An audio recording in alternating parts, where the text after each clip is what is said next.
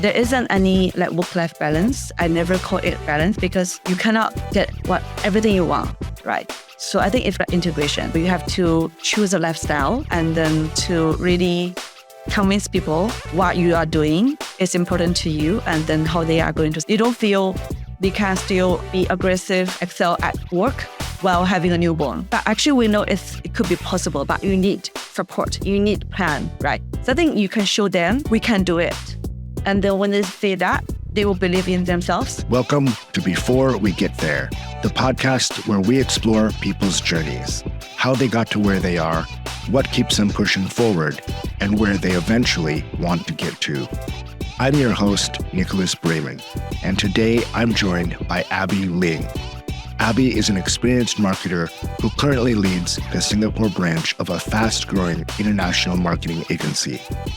She previously worked in companies like Meta, Ogilvy, and McCann. She also is an active networker and community volunteer for TEDx Singapore and the People's Association. In this discussion, we talked about career planning, setbacks and career breaks, networking tips, challenges for working moms, and much more. Enjoy the show. Hi, Abby. Hi, Nicholas. Good morning. Good morning. It's great to have you. So I thought we'd kick off the conversation because recently we have been working together for this year's TEDx event, which is coming up in December. And I know that you've been volunteering with the organization for a long time. So maybe you can share how you got started with that. It's a long story. I've been living in Singapore for 40 years. So right before I came to Singapore, I was doing similar things in Beijing, actually. So I was moved here. I was thinking, okay, do we have similar organizations? I could partner with volunteers to do a kind of community works. Then TEDx came into the picture. Yeah, I started my first volunteering session with them, 2010. Yeah, but I paused 2015 because I had my daughter that time. And then I was brought back to the community last year again. Yeah. That's great. Yeah, it's been a really great experience for me as well to get involved and see how the process works with speakers and putting together the event. I think I've always watched TED videos online. I didn't realize until very recently when I saw you posting about it that there were actually local community events, which are really nice for people in Singapore to be able to attend as well. I'm very glad that you decided to join us as well. I think it's quite difficult for working professions because one, it's very time commitment. And second, I think it's not like a community neighborhood volunteering that you can just go and then be there. It's unlike neighborhood community and volunteering works. It really requires a lot of thinking, logic, thoughts, collaborations. Yeah, I think it's like another job. Yeah. No, actually, I agree with you because I've done some volunteering over the years here in Singapore.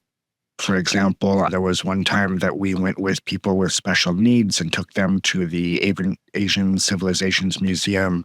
Also done some work with a program that delivers food daily to people who need help with getting enough to eat. It's great to be part of something that's helping people who need it, the disadvantaged. But sometimes the way the volunteering is laid out, it's not very efficient, or you don't feel like you're able to really value add. You're just a pair of hands that are there to do something, which sometimes is necessary by nature of what's needed to be done. But I agree that with TED, it's different for professionals as well. We can help build up our skills, build up our teamwork and collaboration at the same time as supporting this event and community, which really does bring a lot back to people who are attending or listening online. Yeah, best, I just want to add, best is the network. So as you and me are part of the community, actually, I'm very grateful that I decided to join it when I first came to Singapore. It really brought my network to know so many people from different industry, different stage of life. And then we can really get lots of wisdom from them. And then you can expand really from there. Let's dig into that because you mentioned you've been in Singapore for 14 years now. It's been 10 for me. Can you share how you ended up coming to Singapore? Yes, like a family decisions. I was working in Beijing, China, with actually a very interesting company. I won't call it dream work, but it's close to there. Me and my husband, we decided to have a family. We need to set up the logistics. So we have to really fix a city to live in. So Singapore, Beijing, and we ended up choosing Singapore. Wow. So it was a very conscious decision and plan on your part. Yes and no. I think sometimes, you have to really choose where it's easy to start. I would say for like new couples, Singapore is more friendly if you understand a little bit about Singapore government's plan and also the international city settings. So in Beijing, it's very, I won't say not inclusive enough, but I think it's very different.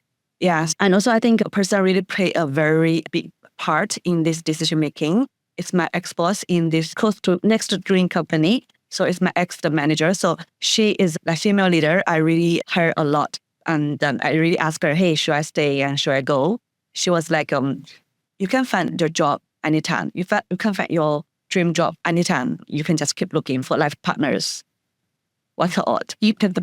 So I think nowadays, if you're thinking in those feminist narratives, it may not sound so politically correct, but I think I really listened to that advice. And I think I made the right choice, because if you look back, I actually went to more jobs I won't think I would join if I were in Beijing. Yeah, I think that's the stage, the platform that Singapore really gave me. Yeah. Okay. So you were already with your husband and then you made the decision together, or he needed to come here and then you had to decide whether or not to go with him? So he is in Singapore. He's working back then. He was working there and I was working in Beijing, and then we want to move together, right? And then that's why we need to really pick a city, because we don't want to do long distance. Yeah. Okay, so you had to choose whether he comes to Beijing or you go to Singapore. Yeah. Okay. So it sounds like you maybe were having some doubts about it before you made the decision? Yeah. First, I really loved my job back then. I was a top FMCG company, and then its marketing role is like a combination of everything. And it's overseas, like the Greater China, everything. And I don't have any experience working in English environments at all. So Singapore to me is, I would say, lots of challenges altogether, like a new country, new job market, new partner to live with. Yeah, that's a lot of new things all at once. So how was the adjustment period like? How long did it take you to feel comfortable? It took me 11 months to get to my first job. So it's never easy, but I think the best is, first, my partner is super supportive. So that's why we can be to so far, right? I like the title of your podcast. And second, because of the communities, I had the TEDx, and I also meet some friends from Braman. It's another tech community that people come together to share ideas in a very informal way. Yeah, I think I would say the people from Braman is even more diverse, like from different countries I never heard of. And student, professors, different professions, lawyers, unemployed. Yeah, so lots of different people. So I think because of those community. So I definitely want to go back to that job searching part, but what you mentioned there about communities, that's something I've noticed about you. And of course, we met quite a few years ago at something that was work related, a startup competition that I was running. And we've, basically kept in touch since then. But I have noticed that you are very social, involved in a lot of communities, always meeting different people, ex-colleagues, networking with new people. And as someone who is pretty introverted, I want to understand, is that part of your personality? Is that something that you've always done? Or was that experience coming to Singapore and being new and not knowing people, did that kind of help you develop that skill and that pattern? Yeah, very good question. You won't believe it, but I'm an introvert as well. I see. So every agenda is intentional and designed. And I really fancy a weekend doing nothing, like stay at home. But I know I need to meet people to get new perspectives and sometimes to help people, because there are instances that people will need to talk to me for some matters.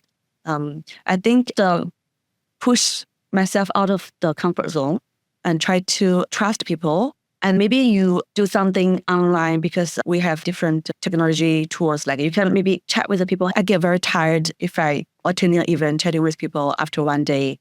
But I think it's really about the perspectives, the ideas I can get, like knowing different people are doing different interesting things and seeing up and downs, witness the up and downs of their life. And then sometimes it's some wisdom you pick up from a session that you can keep yourself going. For example, yesterday I went to Entrepreneur Talk. It's a very loose organization. They invite entrepreneurs to share their thoughts about startup life and philosophy.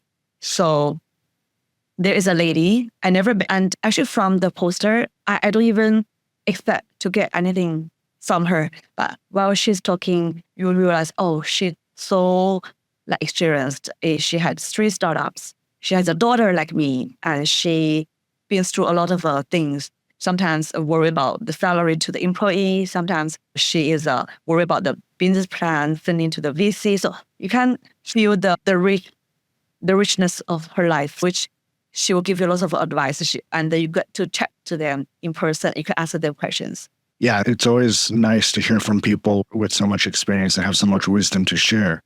But I think the challenge is starting a conversation. Is that a skill that you've picked up with experience, or does it still feel uncomfortable to you to just chat up somebody that you meet there? I think one, I won't say trick, but one practice is really to ask questions and then put the focus from yourself to the person. So if I meet you, for example, I really want to know you, like why you are here and what you are doing every day. What's your top priorities? There is once that I met someone who is a CMO actually over a networking session, evening networking session. I actually only gave me 30 minutes to be at that event. I really want to speak to that person because he is a panel speaker. So I just say hi. And the person, he just cut all those small talks and asked me, hey, I see you approach me and then I want to know you. And then can you tell me, if you have 3 wishes, you can change the world, what are the top 3 things?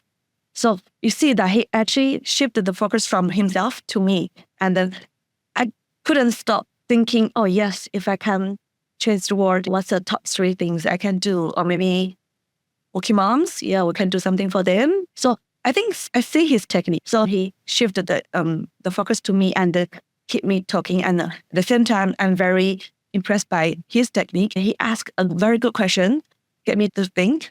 Yeah, so the conversation went on for about 20 minutes. That's like a trick that you just focused on the other party and then you ask questions. That's a very good technique to start off the conversation. And I think when you ask people questions, it's also easier for them to talk. They don't have to think of something to say when you ask a good question like that they can immediately answer. So let's go back to your journey when you first moved here.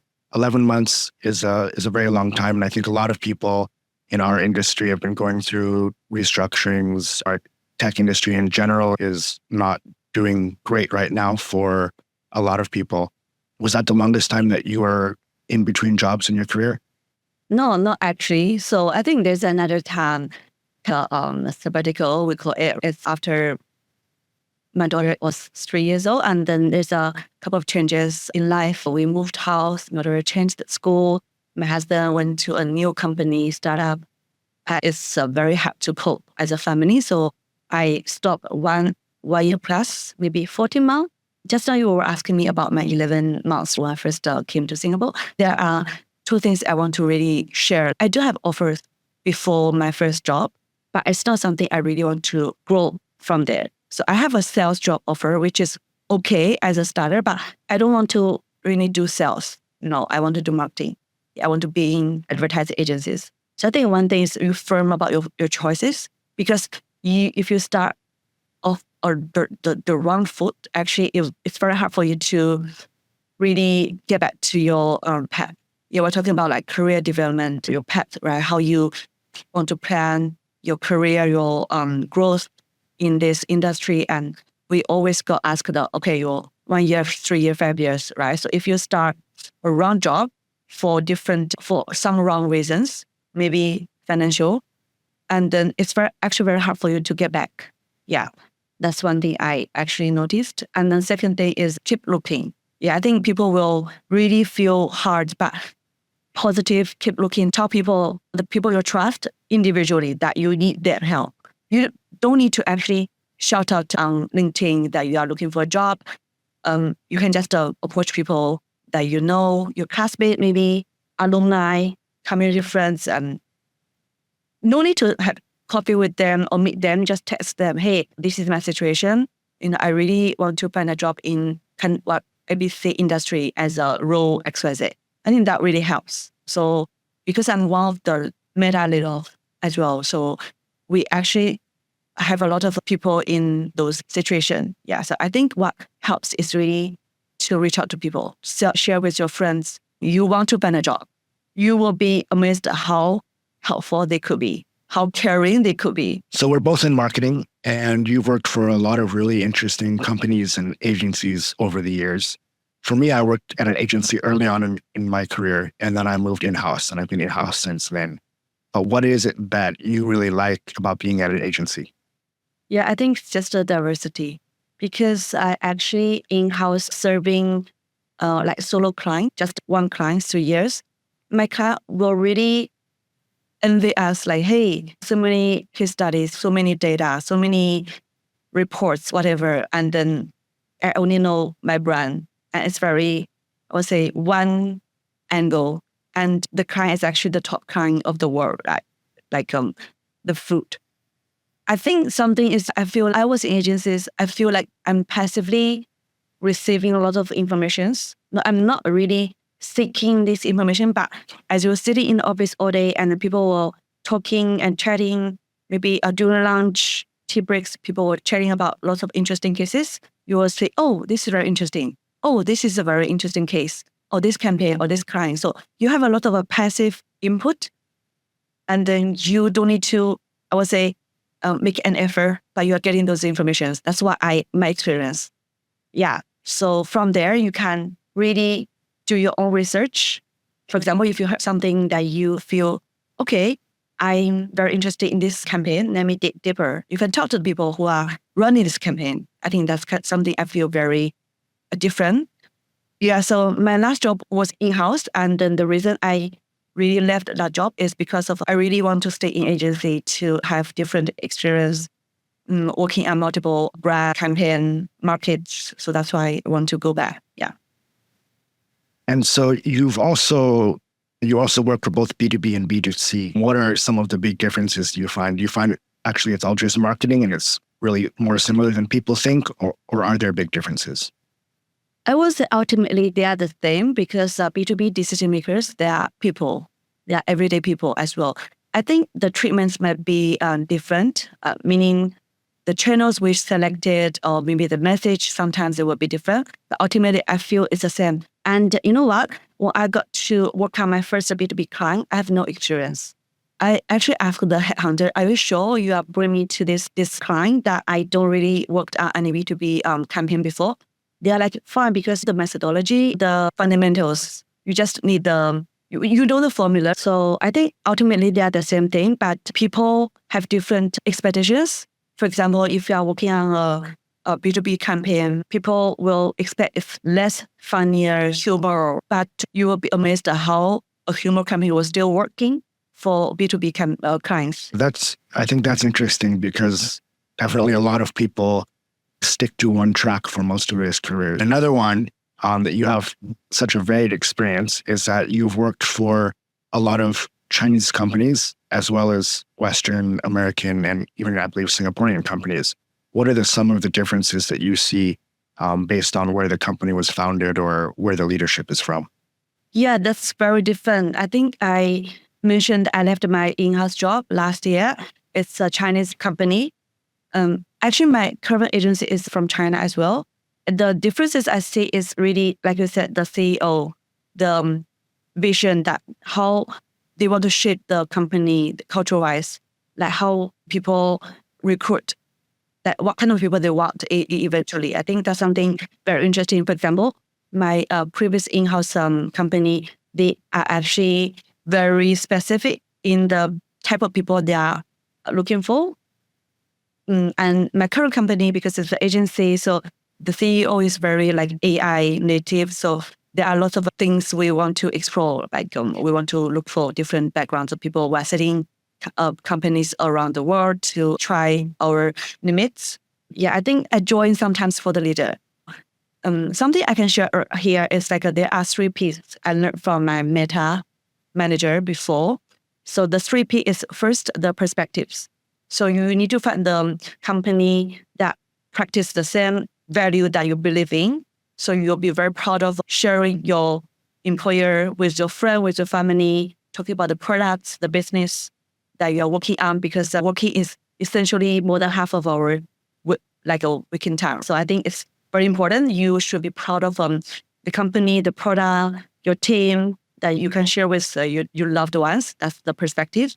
You believe the company will really do some good to the society.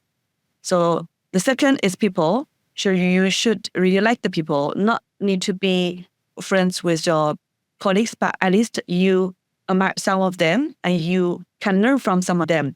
And you know that your leader are trustful, they respect you, they have plan for you. So it's the people. The third one will be the potential. So sometimes we join for different reasons. You cannot get everything. So compensation and growth opportunity, scope of work, I would say. So it's a triangle. You cannot get a job. You have a lot of salary and then the scope is too easy and then you can grow a lot. It's not going to happen. So you have to really pick the hook that you want to get from this company. So I think the 3 P is like a perspective, people, and potential is my golden guide when I'm looking for a job. Yeah. Those are really important considerations that I think a lot of us, when we are finding a new job or thinking about moving, it's difficult to take a step back and detach and really examine those factors in depth. Honestly, for me, a lot of the time, it's just whether or not I have a good feeling about the hiring manager and whether I think we're going to be able to work together well and make a good team and it'll be somebody I enjoy working for. So now that you are at a more senior point in your career and you're hiring people, you're building teams, does that change the way that you look at things when you're hiring? Yeah, I think the 3 P still applied. And I will always ask the candidates the question, why us, where you want to be and how we can support you. Because I think it's very important that we give something to the candidate as a company, on top of the salary, of course, right? I always say that you are not going to stay with us forever. No one is, only the lucky ones will stay in one company 10 years, 15 years. But I don't expect that to happen in especially agency settings, right? But I think it's to ask the person that, hey, I really want you to enjoy this ride. If one day, 2 or 3 years, you're leaving us, I want you to be very proud of sharing to others, hey, I learned so much from this period and I really had a good time. I made some star cases. In agencies, your portfolio, your client case is yours always. As long as you leave the job, the portfolio is still yours. That's something I always say, right? So you work down A, the client A will attach to your career, whatever, right? Because that's your work, that's your efforts. So I think once you figure out what you want to get from the company, the conversation will get easy because we are in agency and we are like a new agency in Singapore. So people came because of the platform. They want to get exposures to maybe original campaigns. Okay, that's something I can offer. They want to build really interesting star cases, award-winning cases. So I think that's something we can work together.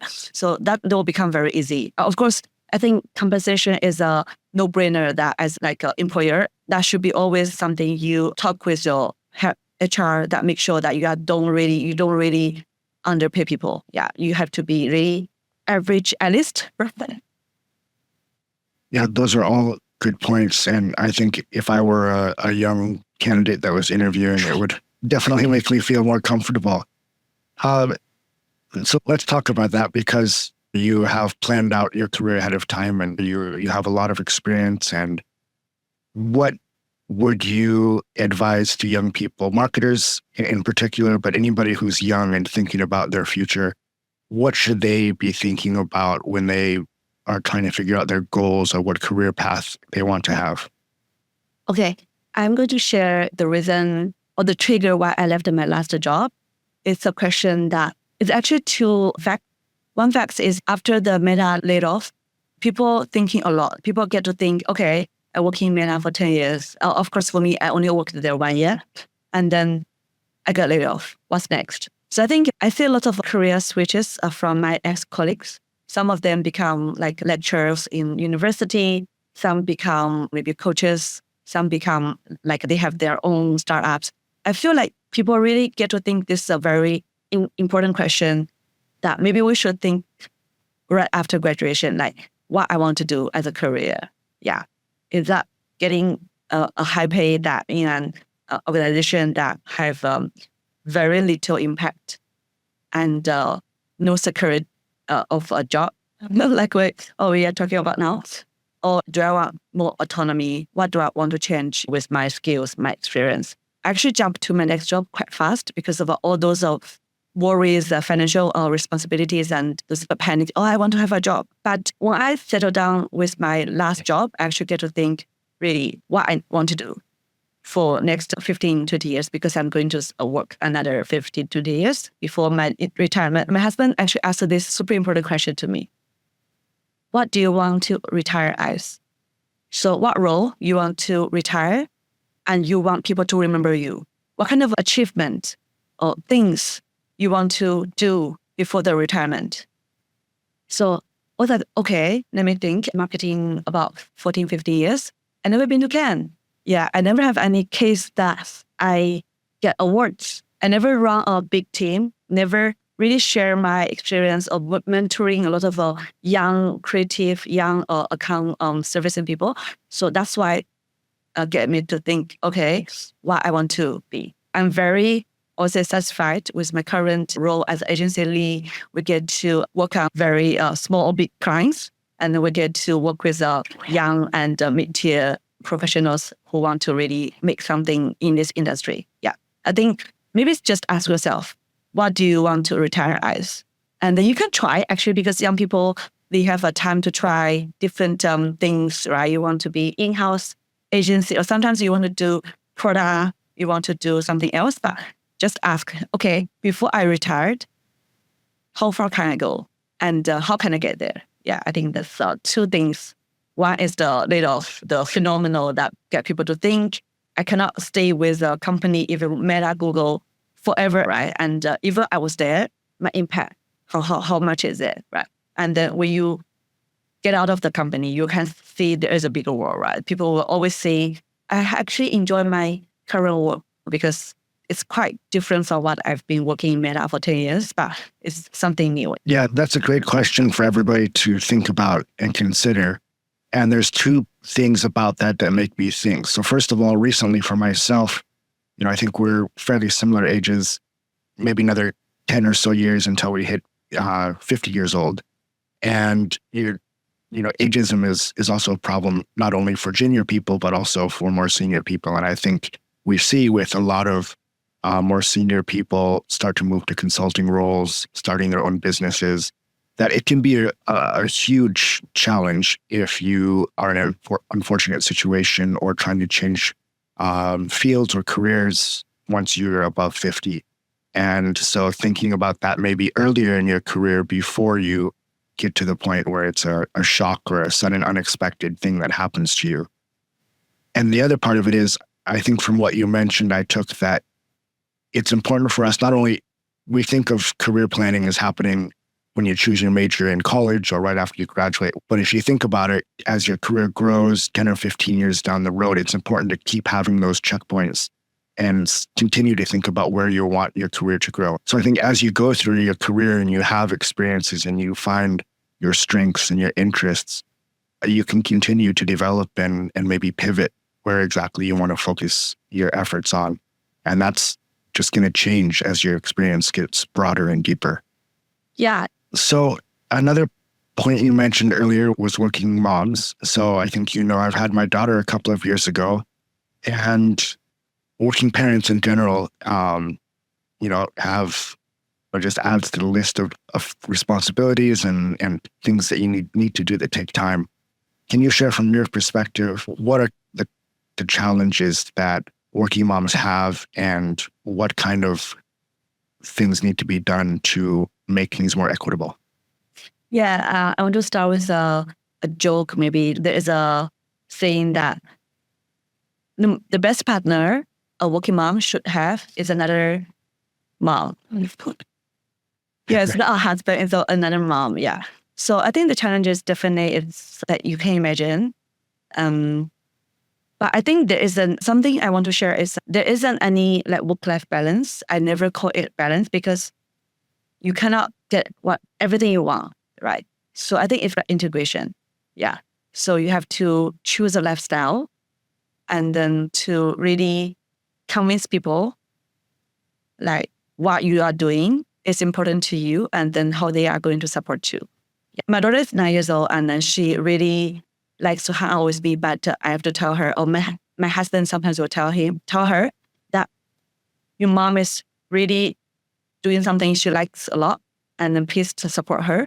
And she will plan well, if she can, and then to spend more time with you. I think that's something we need to, I won't say compromise or sacrifice, but it's something we have to decide. Yeah, if you ask all those professionals, especially female leaders, I don't see the kid will get the lots of the similar time. No one is a superwoman. So I think you get 100% what you want, but you can make your decision and then try to plan well and get support, and then you can still get a lot of what you want.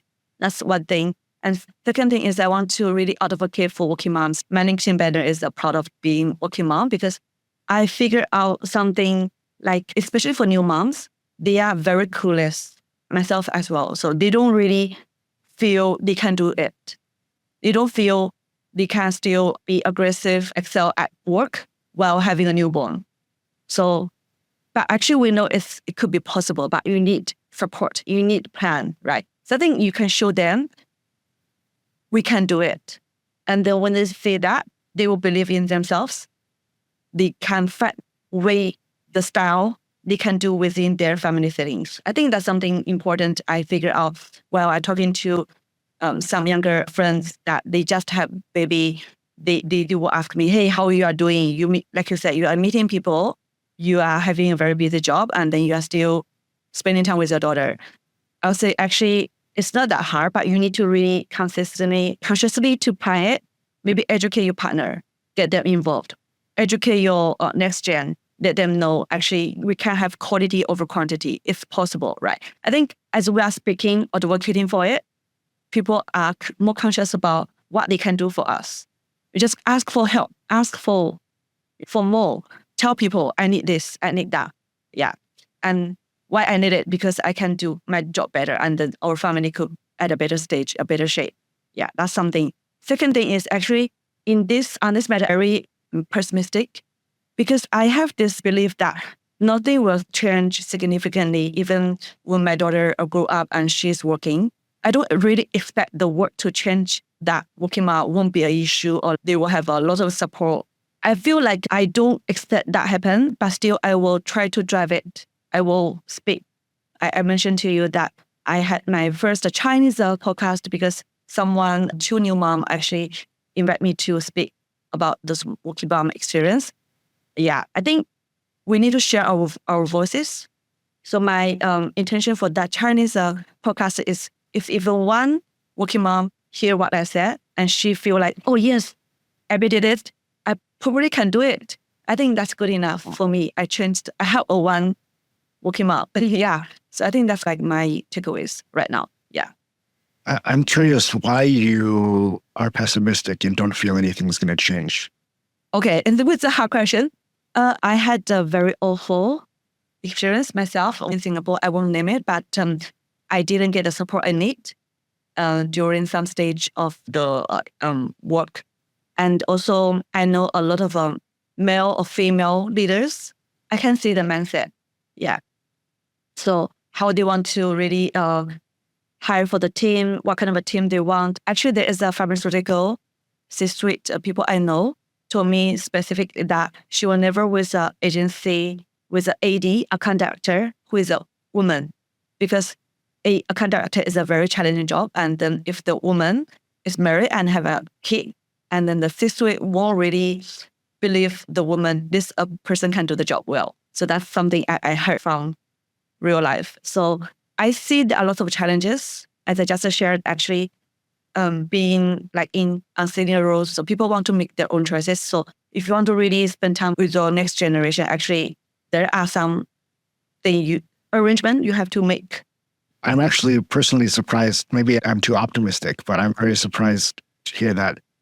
But I think as a man, as a husband and father, it also falls on us. I think the perception that the mothers have, or the reality in a lot of cases, that the woman, the mother, has the bulk of the responsibilities and care and time spent, because no one, I don't think, would say the same thing about a man, that because you're a father, you don't have the time, you don't have the energy, or you're not going to put in the effort to be successful just because you're a father.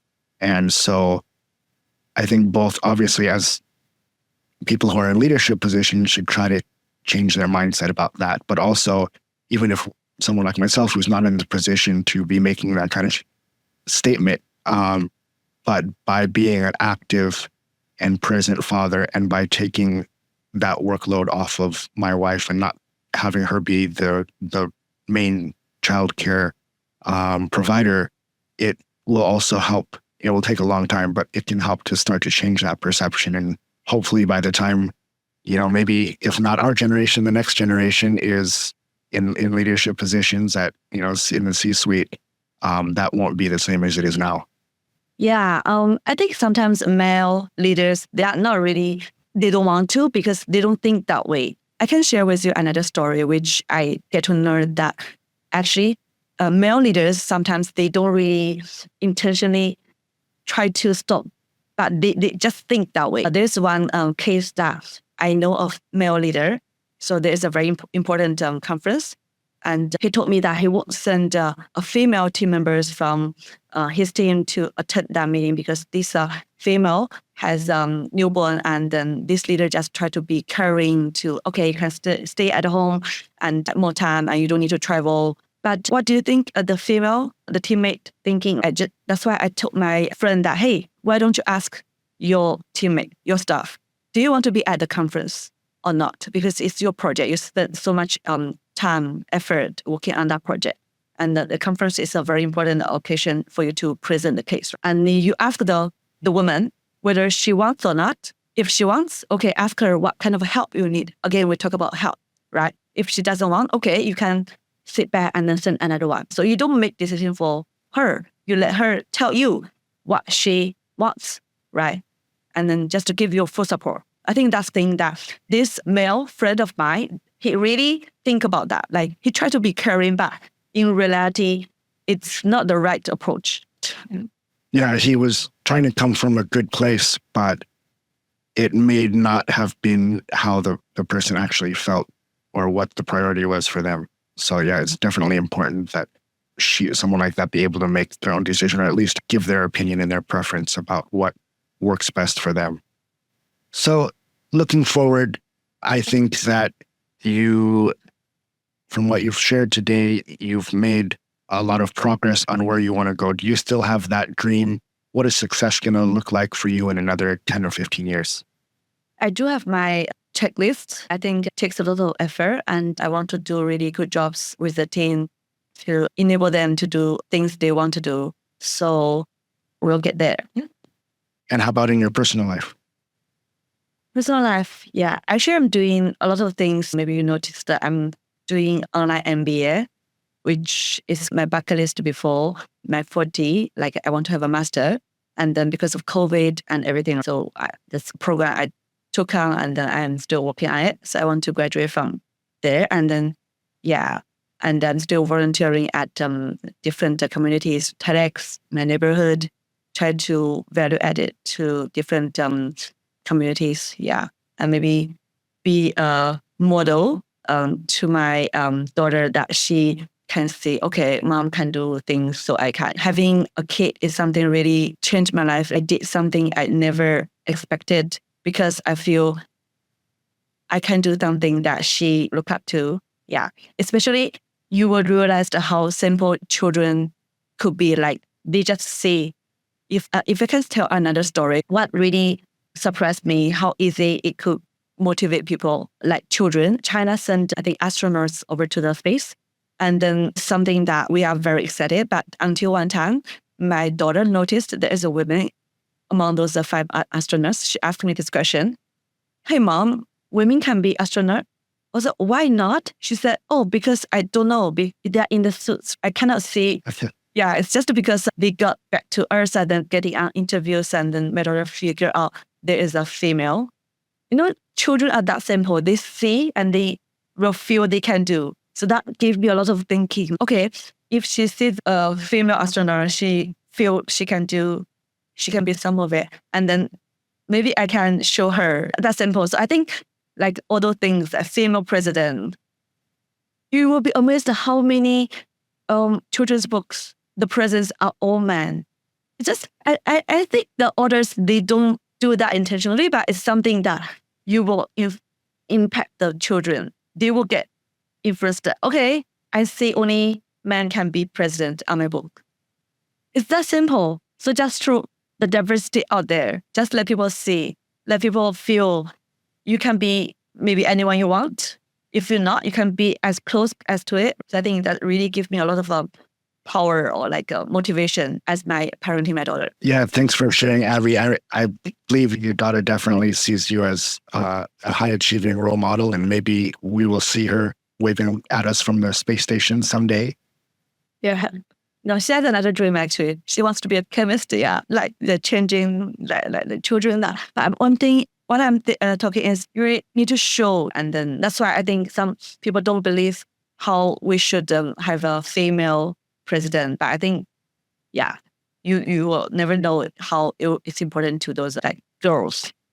I think the important thing is that they have the choice and the ability to do whatever it is they want, whether that's something that looks like a very high achieving job or it's something else that they have a passion for, or whatever the case may be.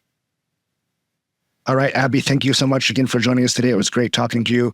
Where can people find you if they want to get in touch? You can find me on LinkedIn. So just search Abby Ling. All right, we'll put your link in the show notes. Thank you again and have a great rest of your day. Thank you. Bye-bye. Thank you for listening to Before We Get There with your host, Nicholas Braman. Please like and subscribe on YouTube and your favorite podcast platforms like Spotify and Apple Podcasts. You can also find us on Instagram, TikTok, and Facebook at Before We Get There Podcast. New episodes are released every Thursday morning. See you next time.